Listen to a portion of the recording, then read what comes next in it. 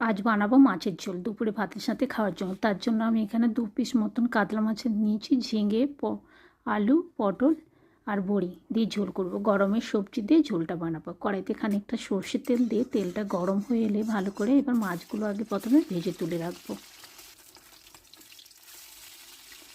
মাছগুলো হালকা করে ভাজবো, বেশি লাল করে ভাজবো না। ঠিক এইভাবে ভাজা হয়ে গেলে মাছগুলো তুলে রেখে ওই তেলের মধ্যে পটলটা ভেজে নিতে হবে।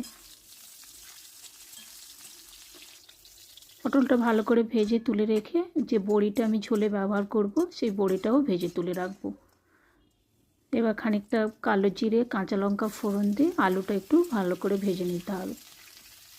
ঠিক আলুটা এইভাবে ভাজা হয়ে গেলে একটা গুঁড়ো মশলার পেস্ট রেডি করব। তাতে ধনে, জিরে আর হলুদ গুঁড়ো দিয়ে জল দিয়ে গুলে নেবো। আমি এখানে জিরেটা একটু বেশি ব্যবহার করেছি। আলুটা যখন ভাজা হচ্ছিল সেই সময় আমি ঝিঙেটাও দিয়ে একটু ভালো করে নাড়াচাড়া করে জল দিয়ে গুলে রাখা মশলাটা দিয়ে ভালো করে কষবো। এই সময় দিয়ে দিলাম একটা টমেটো কেটে রেখেছিলাম, দিয়ে দিলাম। দিয়ে এবার ভালো করে কষানোর পর একটু আদা বাটা দিয়ে দিলাম। সবার লাস্টে আদা বাটাটা দিলাম কারণ ঝোলে আদা বাটার গন্ধটা খুব ভালো লাগে।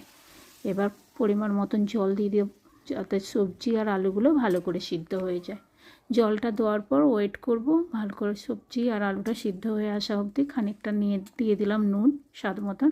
এবার পটল ভাজা, বড়ি ভাজাটাও দিয়ে দিলাম আর মাছটাও দিয়ে এবার খানিকক্ষণ ফুটিয়ে নেব।